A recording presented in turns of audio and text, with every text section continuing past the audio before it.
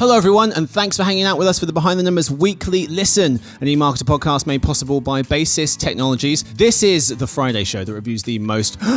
No way. Media news stories of the week. I'm your host, Marcus Johnson. In today's show, how the Omicron variant could change things. What we're seeing, that shift to online shopping. I can think of things like more contactless payments and just, from the business side, flexibility, whether it's with the service itself or with payments and things like that. The threat of churn. There are also lots of other options for entertainment outside of streaming. So if we think about where consumers are spending their time and money, it might not be on streaming in 2022, but it'll certainly be somewhere else. What people click on. I think anyone who spends time around the web or on social media knows that there are clickbait headlines all over the place still. So I think that they're still very relevant. Sharing information with brands, how to solve working from home annoyances, and what's it like in the coldest place on earth?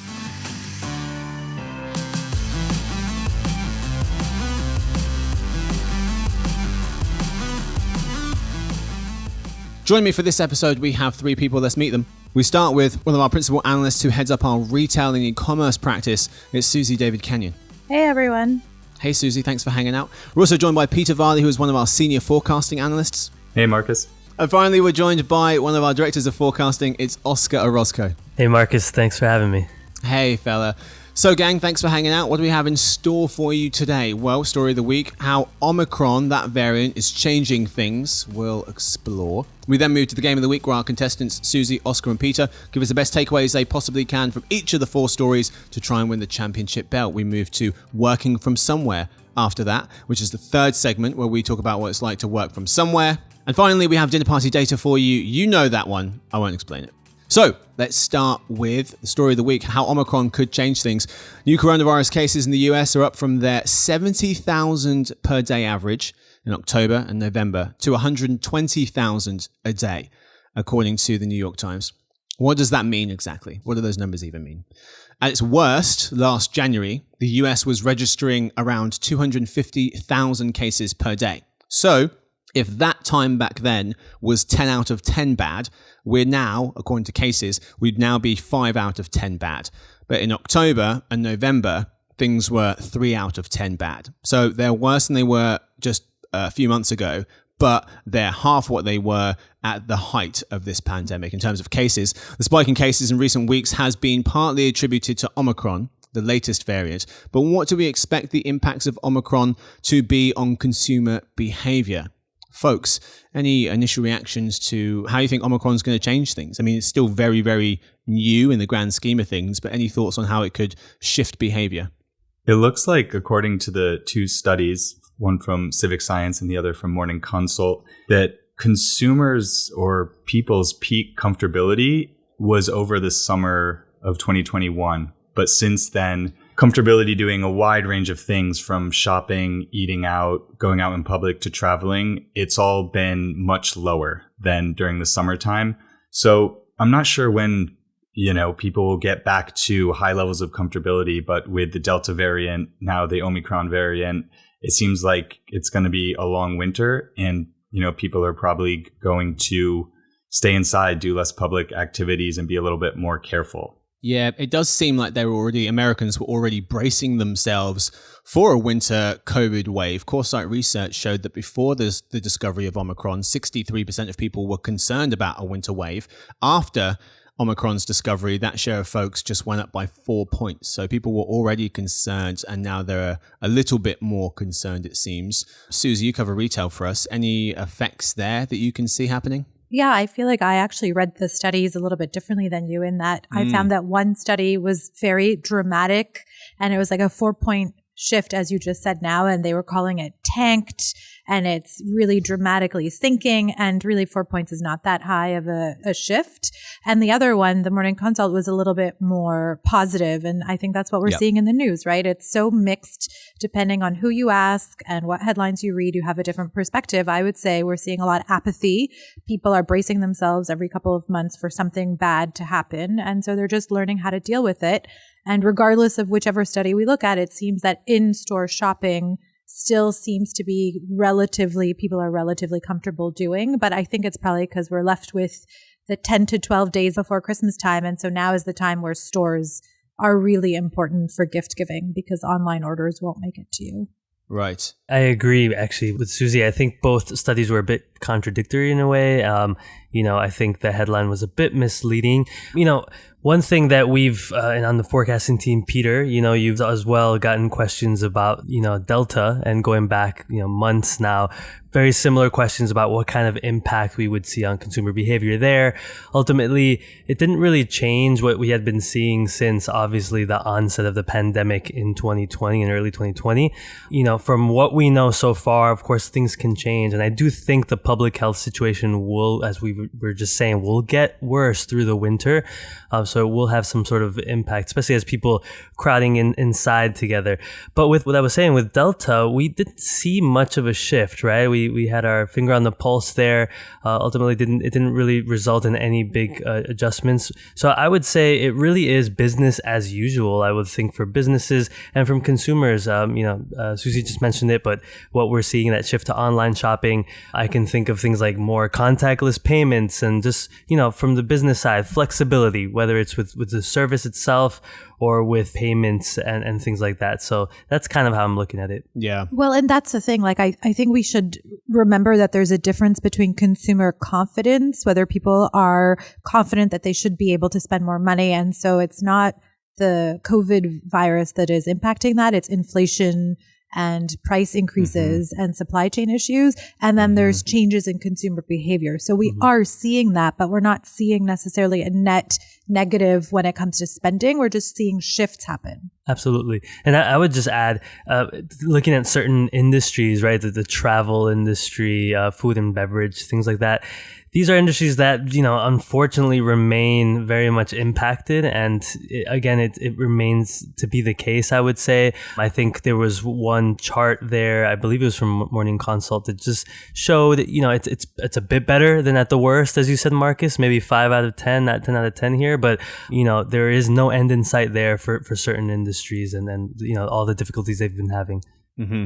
So, yeah, a lot of what you guys are saying is that we've kind of been in this world, and even though it's a new variant and the unknown is, scaring some folks, they're still relatively comfortable being in this world, that given that we've been in it for a while. The Economist devised a normalcy index to track how behavior has changed and continues to change because of the pandemic, and the index compares 8 different indicators: city public transport, traffic congestion, the number of flights, box office revenues, retail foot traffic, things like that.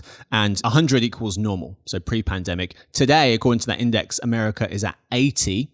It was at 50 at the start of 2021. So it has made great progress.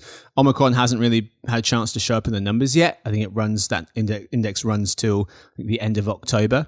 But sporting attendance, time outside, and retail traffic are all well above 90. Cinema going is the only metric below 70. So those others are close to what you would call, quote unquote, normal pre-pandemic. Some other positives as well. US COVID cases in the past week have flattened, despite going up the previous weeks before that. Also, the number of folks who are losing their life to this: in October, 1,600 a day. November, 1,200 a day on average. And we're seeing similar numbers in December. So cases have gone up, death rates have remained flat. The same's true in the UK. The same's true in Canada and the world average as well. The problem is that both numbers are still not going downwards, and that the number of folks being hospitalized in the US has been climbing since November. But there are a large number of Americans vaccinated. According to the New York Times, 6 out of 10 Americans fully vaccinated. 7 out of 10 have had at least one shot.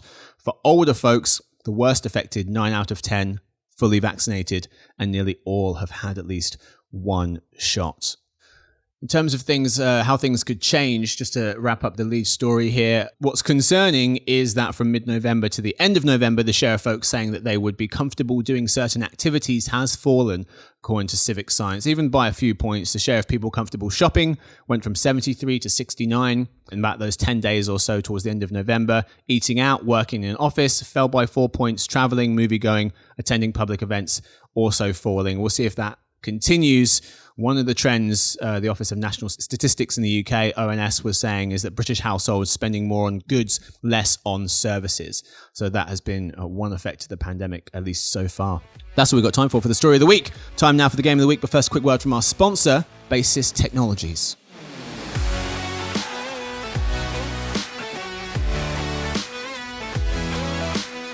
Today's podcast is made possible by Basis Technologies. Basis Technologies has created a digital advertising platform that connects people, automates processes, and unifies channels, bringing together programmatic, site direct, search, social, and CTV in one single interface. And through the power of automation, Basis enabled brands, agencies, and publishers to build and operate a healthy, secure, efficient, and profitable advertising organization. Ready to take control of your advertising? Just go to basis.net today. That's www.basis.net. Basis Technologies, the future of advertising has arrived. All right, folks, we are back. It's time now for the game of the week. Today's game, what's the point? Where we read out 4 stories and have Suzy, Oscar, and Peter tell us their main takeaway of the story. Okay answers get 1 point, good answers get 2, and the way Americans feel about breakfast tacos, answers that give you that feeling, it gets you 3 points. Each person gets 20 seconds to answer before they hear this. There it is. Whoever has the most points wins, gets the last word. That nobody ever wants, but I give it to people anyway. We start with Peter. Tide says no to the Super Bowl. Tide has decided not to run the 2022 Super Bowl commercial, breaking a 4-year streak, if you can call 4 years a streak, for the P&G brand, notes Ad Age. Insider Intelligence analyst Daniel Konstantinovich thinks the absence of Tide from the Super Bowl is significant, both for the company and the sporting event, though he does note that other major brands are sticking around, with Intuit TurboTax securing its 9th consecutive Super Bowl spot. Broadcaster NBC Universal said in September there were only a few advertising spots left for the event per ad week. Peter, Tide saying no to the Super Bowl this year. What's the point? So in my opinion, I don't think that this is actually a big deal. I mean, you kind of alluded to it. 4 years running isn't exactly a huge streak. And this is just one brand that's not advertising during the Super Bowl. Last year, Budweiser, Coke, nor Pepsi advertised, 3 brands that have done a ton of Super Bowl advertising in their history. So, I think another angle is that CPG brands have done really, really well since the pandemic. So maybe it's just that they don't need to spend that much money anymore. I don't think that it means that these ad spots are any less relevant. Suzy, what's the point? I agree 100%. I think there's no point. This is overblown. It doesn't really matter. They've already sold all the ad space anyways. And the particular article you were referring to didn't talk about it, but Tide does plenty of stuff with NFL and other sports players to begin with. And apparently they're looking at activations on the ground. So I really just think that Tide is looking for new ways to engage with customers. And that's it. No big deal. Oscar. Agreed with my colleagues here. I'd add one last thing. CMO of P&G, Mark Pritchard, has been very vocal about the inefficiencies and gray areas of digital advertising. He's essentially a kind of a controversial guy. He waves the big budget he has in publishers' faces. And, I think he's trying something new, switching things up. It's not a big deal to me. I think it's just what P&G does.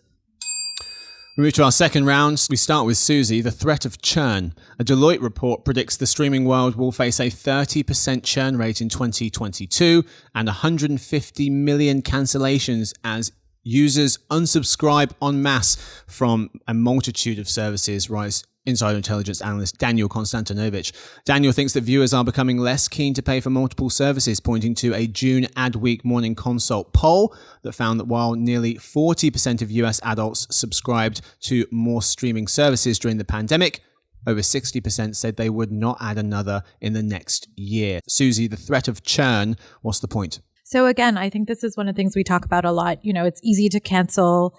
There are so many more options in terms of streaming, and people follow the next title. And I think one of the things we don't talk about often enough is there are also lots of other options for entertainment outside of streaming. So if we think about where consumers are spending their time and money, it might not be on streaming in 2022, but it'll certainly be somewhere else. Oscar. I think the number Deloitte talks about, which is a 30% churn rate in 2022, seems way too high for me. I'd love to know where they're getting this information from or where this estimate's coming from. I'm not quite sure. It seems too high. I mean, the facts are there are tons of services, but we haven't seen indications that people are less willing to pay for additional services.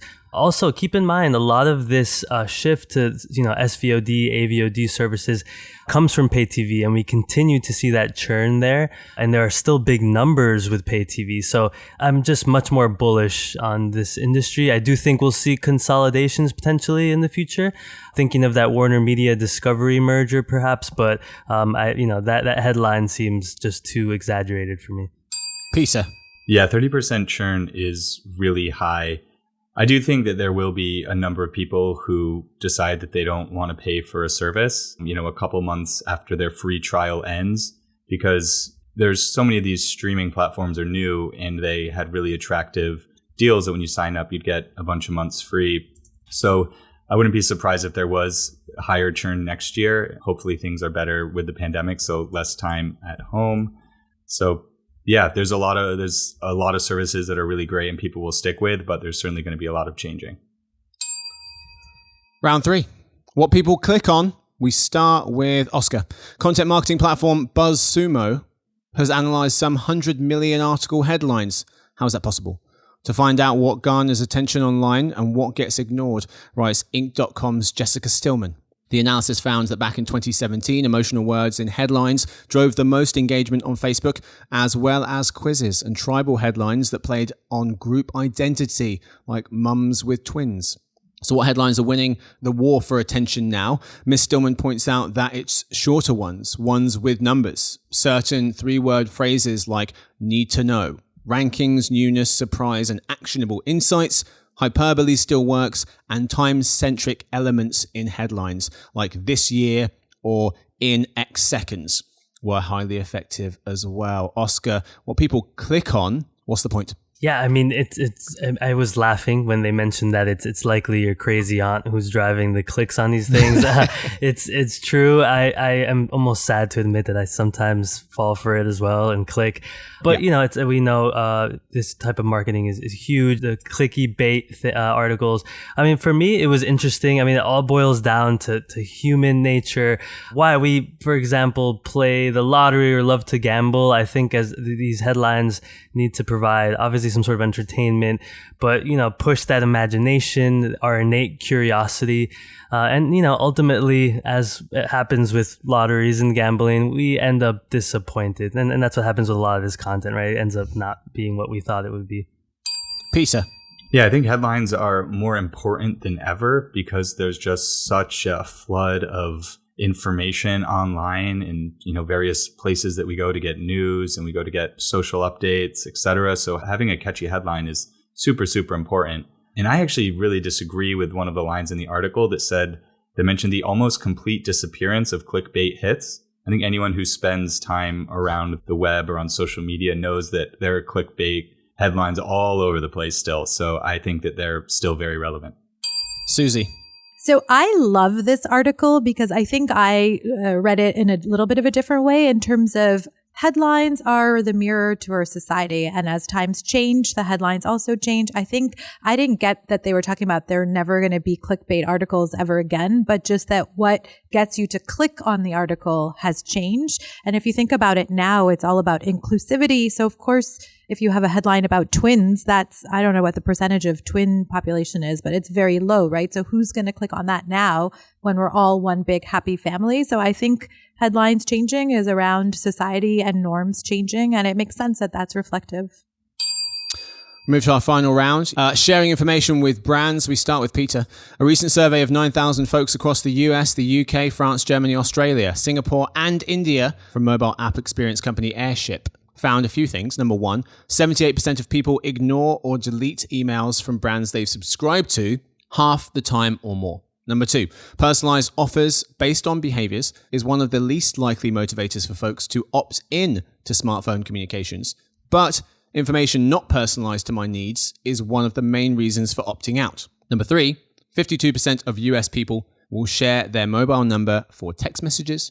37% will share it for phone calls. Peter, sharing information with brands, what's the point? Well, the top response shows why email marketing and communication has really surged back and become so important because it's, a pretty easy way for brands to get in touch with consumers because consumers are very willing to give that information popping in an email address to a box somewhere is very easy, and people don't feel like they're giving away a ton of private information. And just want to mention quickly that at the bottom, only 36% say they're comfortable sharing what they've browsed across unrelated websites and apps. And that is really the core around Apple's latest privacy update. So very, very relevant there. And just for context, top of the list of what you're willing to share was emails, was what Peter's referring to as this resurgence for email marketing. And then at the bottom of the list was sharing your social information. Suzy. So I think for a retailer or a brand, it's important to think through about personal data and that value exchange. If I'm going to give you my data as a consumer, I'm expecting something in return. And for the most part, it's make my life easier or make something cheaper or help me remember to do something faster, better. And I think that's what we're seeing.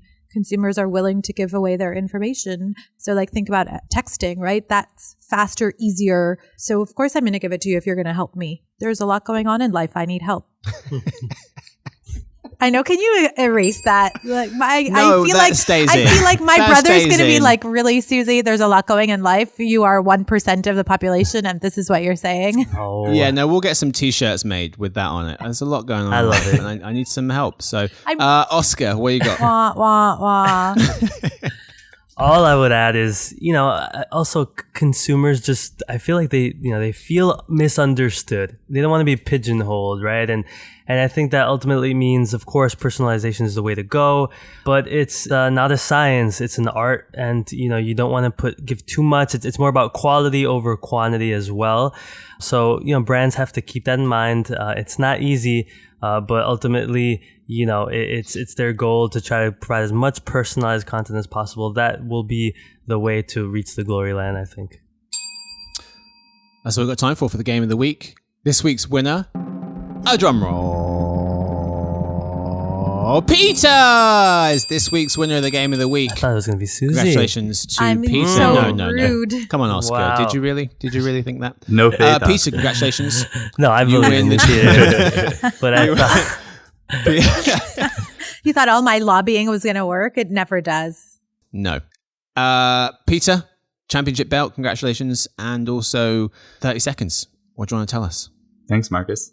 Sorry for not giving enough context. I kind of zone out sometimes when you read the intro to the game of the week because I'm really preparing myself for what the answer is going to be. So I appreciate the assist that you just gave me. No trouble. Russell Westbrook and AD.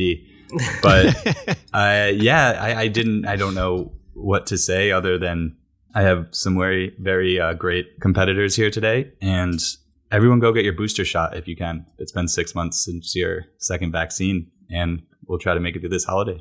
Love it. Well, indeed. That's all we've got time for the game of the week. It's time now for Working From Somewhere. This is part of the show where we talk about what it's like to work from somewhere. We'll probably do this another week, maybe one more week. Basically through the end of the year, and then we're done. We're coming up with a new segment. Got some ideas for you guys, so stay tuned for a brand new segment on the Weekly Listen next year. Can it be another game? No. Do you want to lose two, Suzy? Yes, I feel like that would be devastating to the self-confidence. Okay, you want to double your chances? Yes. Okay, I see what you mean. So rude. It won't be, but I'll think about it. I'll pretend to think about it. Anyway, working from somewhere, working from home has all sorts of annoyances. Here's how I solved them. Writes Dr. Alexandra Samuel, technology researcher, Wall Street Journal contributor, and co-author of Remote Inc., How to Thrive at Work Wherever You Are. Slow Wi-Fi, tied to my desk, I lose track of time, I keep eating, it doesn't have to be this way, she says. And after over 20 years of remote work and even longer as a diehard tech geek, she's built up a repertoire of gadgets and tricks that take the edge off some of the little quality of life frustrations that can ruin the joys of remote work. Here are some of them. First, she talks about if you're tied to your desk, there are no more hallway chats, walking to meetings, things like that. Make it easier to relocate in your own space. Get a laptop docking station so you don't have to plug everything back in when you move. That's one suggestion. The other one was my Wi-Fi is slow. And people might be like, just upgrade it. But there's some other things you can do. You can replace your router every few years, apparently. They have a shelf life, which I didn't realize. Use Wi-Fi extenders, and your router's got a quality of service feature can give priority to the Wi-Fi connections on the adults' computers in the house. So if people are trying to stream things, they're at the back of the line and priority is given to the computers from the adults. And then another one was missing collaboration. She says that she uses a giant screen. She's not talking about a 28-inch monitor. Her living room now features a projector and a 100-inch movie screen. That's a bit much. But I think the point's well taken that if you're going to be at home for a long time, why not try to get as much real estate as you possibly can and get your company to pay for it? There's a bunch of other things in here, folks. What jumped out to you? I thought it was so funny that she has a safe for snacks. Like, do we really think she does that? Or it's just for the story? Is it like a self-control thing? The context here is that she says to stop herself from snacking all day, she locks the snacks in the safe. And then because they're hard to get to, she's less likely to go and grab them. Yeah, I mean, what I think is there are some things that are maybe a bit too quirky and potentially not for everybody. I do think, maybe some of this is due to control issues that Dr. Alexander Samuels might have. But, ultimately, there are some good ideas in there. And I think more of where, the need for this comes from, the mention of missing people, being tied to the desk, being tethered to the email, all of that is something we can relate to. But I do think it can be much more simple than that, right? I think, what it comes down to is making sure you have time for lunch, taking time for breathers, having an appropriate, setup with a chair, and ultimately making sure you sign off at a very, reasonable time every day. And that's probably all you need. But I don't know. What else do you guys think? Do we need more than that? Well, I'm looking at a couple of things that make me question whether her employer is really setting her up for success, because it sounds like she's got to share a whole lot of her supplies. And maybe they go missing and, slow Wi-Fi. Sounds like these are things that your employer should help you out with. These are very solvable problems. I think she's a freelancer, and that's why all her hacks are weird. I thought they were quite useful. I do agree with the lunch club, though. And I was with an old friend, not old friend, but like a friend I've known for a while. And we were just talking about how we miss that supportive network, or like just, we went out to a restaurant bar, and instead of sitting at the bar like we would have before, I was like, please give us the table the furthest away from any other human so that we minimize our risk of exposure, right? And so I do think that virtual connections like Lunch Club might be a good idea if you need interaction but are a little bit worried about in real life. So, yeah, what Suzy's referring to there is the Lunch Club, which is a networking roulette that sets folks up on virtual networking dates with other people that they might find interesting. I know, I thought some of these were really quite smart. And another one she says about stealing supplies is allocating mini storage area using a label maker so you can find things, kind of coming to terms with the fact that you're going to probably be in that space for a long period of time. She says about having the slide open camera cover, something that you can slide over the camera when you're not on video chat and make sure no one's watching. She talks about being tethered to email, setting up a mail rule in your email client that forwards emails only from important people, another such suggestion. My biggest takeaway here was that you need to audit your situation. You need to really audit it. And I think that you may think you've got it figured out, but taking a good hard look at what can make your life a lot better can really help. My dad, when I went home to my parents' house last holidays and was working from home, he was trying to stare at some tiny laptop screen. So I bought him a much bigger second screen, and he's able to sit back and see things a lot clearer. Get him a desk lamp. There's very small things like she mentions. They may seem like they're not that important, but taking 10, 15, real good minutes to sit there and check out your setup and see how you can improve things, I think is well worth it. And I thought some of her suggestions were good, even if my colleagues feel like they were I did think terrible. The time tracker was a good idea, because I don't think we realize how much time we zap doing random things that are not work related, and then just how much longer we work because in the middle of the day we're doing other random things that are important to do, but still. Yeah. There's some good stuff in there. Anyway, that's all we've got time for working from somewhere. It's time now for dinner party data. This is the part of the show where we tell you the most interesting thing we recently learned.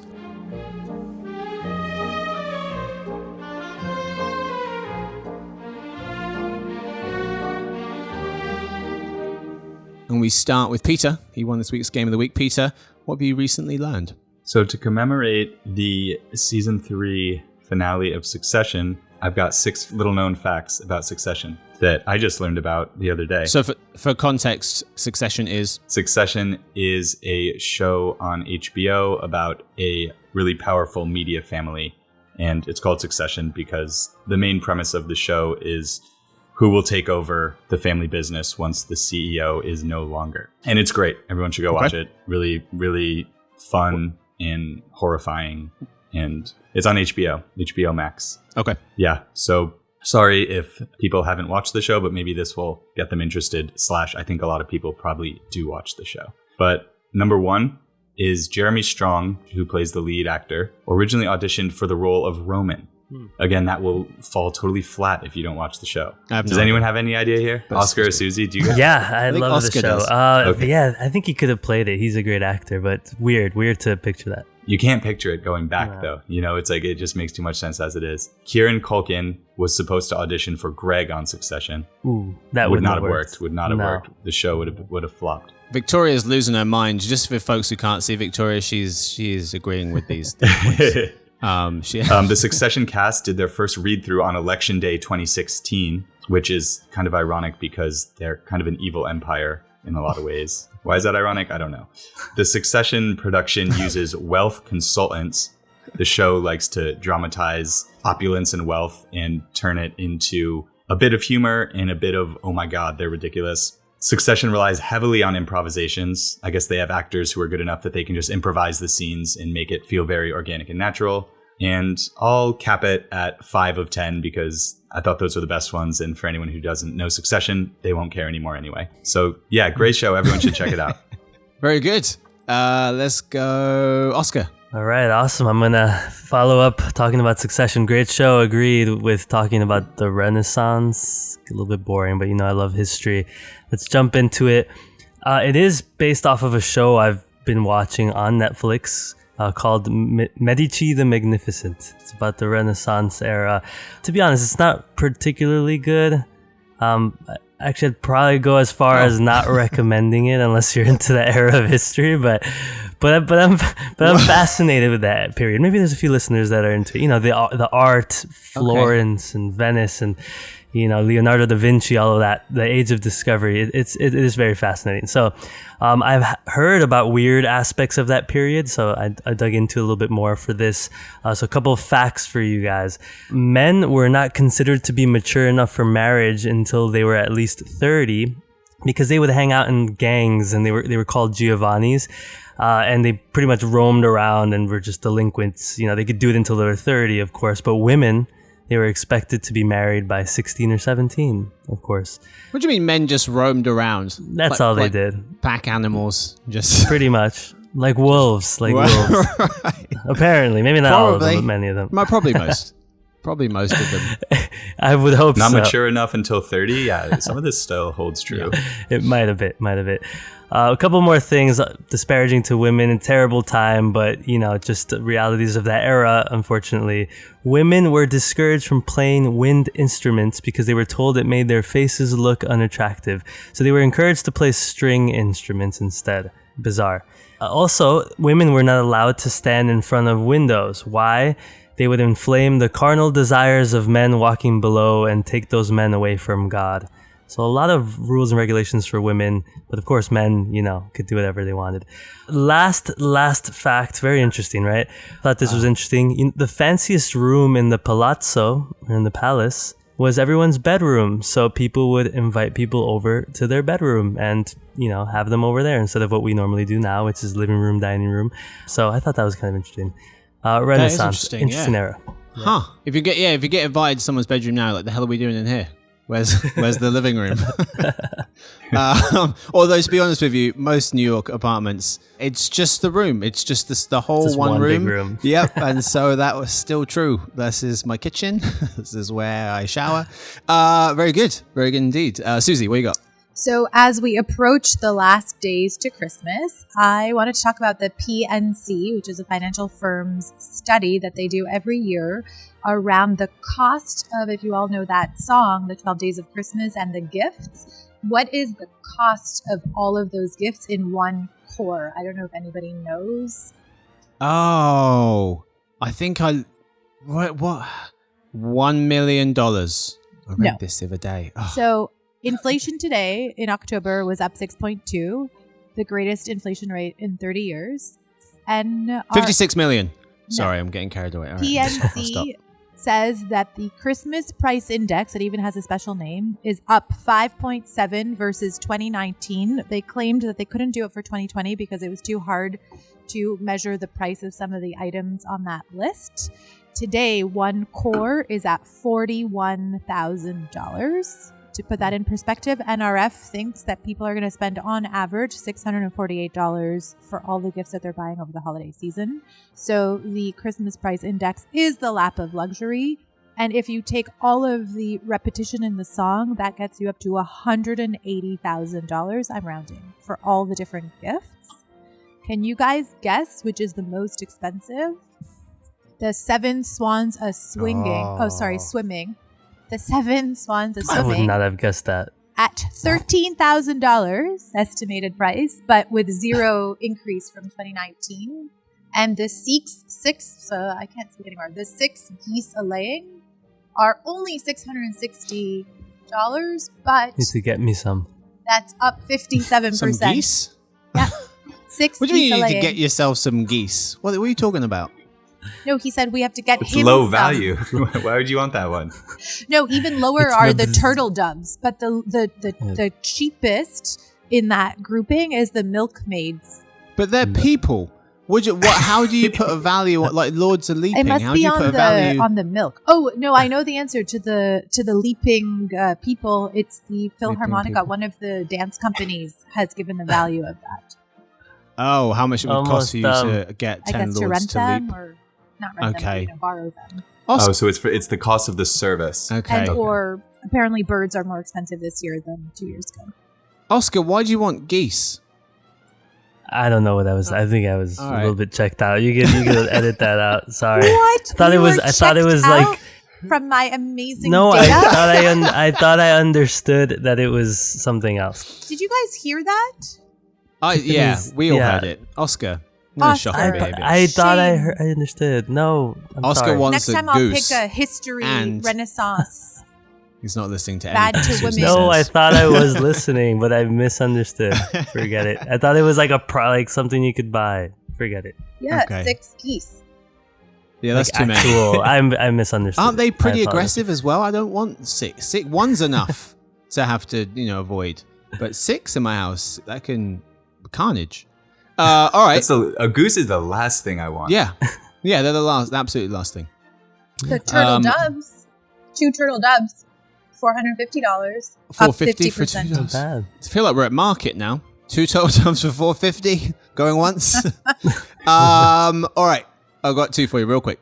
One is the accumulation of human-made mass on Earth. So if you picture a set of scales, on one end you have things people have made from 1900 to 2020. So 120 years, which is most of the stuff humans have made ever. On the other end of the scales, you have the weight of life on Earth. So plants, animals, things like that. Last year, the amount of human-made mass outweighed the amount of biomass, according to Visual Capitalist. Can you guys think what accounts for half of the weight of everything we make? Yes. Carbon footprint. I'm just joking. No. Paper. Paper? Yeah. That's the least heavy. It's concrete. Wow. But isn't there that thing about like how a feather weighs more than concrete? Remember how when we were kids there was that? It's like 1,000. Yeah, it's like 1,000 pounds of concrete or 1,000 pounds worth of feathers. And you say feathers. And they're the exact They're the same. same. It's still Yeah. 1,000 pounds. Right? Yeah. That's Yeah. what This I was wasn't going this wasn't a trick question, Suzy. But concrete accounts for about half the weight of everything we've made, since it's the most frequently used building material and is actually the second most used substance in the world after water. I was gonna say that. Oh, Yeah. were you? I should have. After last round, I was afraid of getting called out. Yeah, after last round, I'm like misunderstanding all of this. Okay, go ahead. Although small compared to other materials, the mass of plastic we've made is greater than the overall mass of land and sea-based animals combined. I think it's double, actually. I think the amount of plastic we've made weighs more than all the animals in the on land and in the sea combined, which is terrifying. At this rate, the amount of human-made mass will almost triple the amount of global living mass by 2040. We're making too much stuff and putting it on top of what was already here. New York City is a good example. We're of the that. worst. Yeah, New York City is responsible for about 90% of that. Have you seen the commercial for the Milk Association? How they're trying to, because apparently cows have a really big carbon footprint. So now the commercial for, remember when we were kids, it was like the Got Milk commercial? Yes. Now it's all about the carbon footprint of the cow and how it's not as big as we think it is. Who's this an ad by? The milk people. Yeah, I think the like Milk Who are these Foundation. Who are or these the milk people? The lobby That's who it group, is. whoever the lobby group is. Oh. Did you guys used to have milk people? We used to have the milkman. And when I say it, people make fun of me, and I honestly, I'm not that old. It sounds like I was born in 1923, but we used to have a milk milkman. float. Yeah. Yeah. I'm never. That's 1930s. Yeah, when I see 20s. if I see someone's fridge full of glass bottles full of milk, I automatically have so much respect because that is so cool. They must live on a farm or near a farm, right? No, And we buy used it to, directly. in England, we were growing up, we used to have it. You used to put the old bottles out and the milk float would come past and he'd drop off some milk.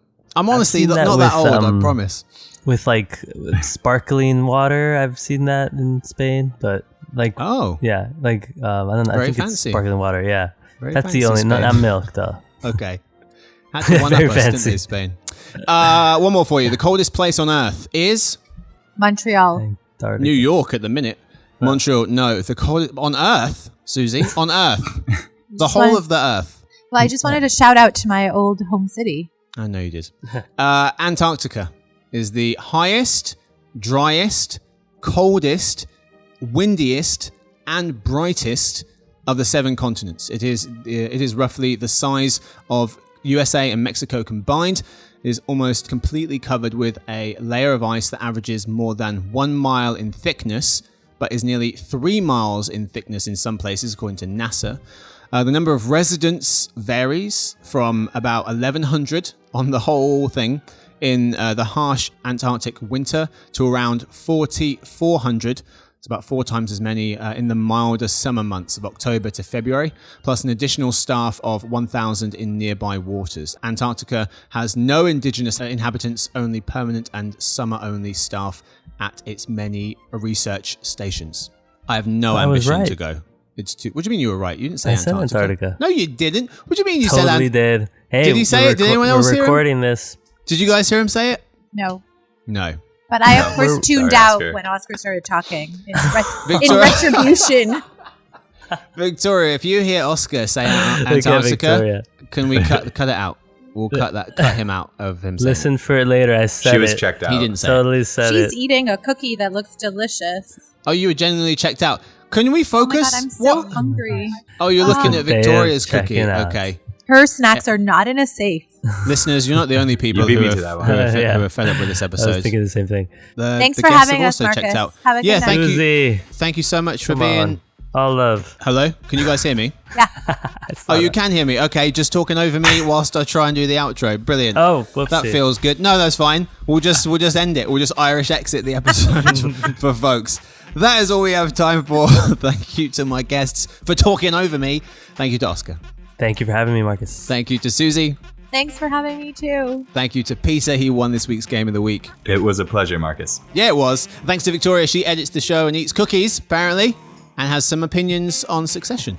Thanks to everyone listening in. We'll see you guys on Monday for the Behind the Numbers Daily, an eMarketer podcast made possible by Basis Technologies. Happy weekends.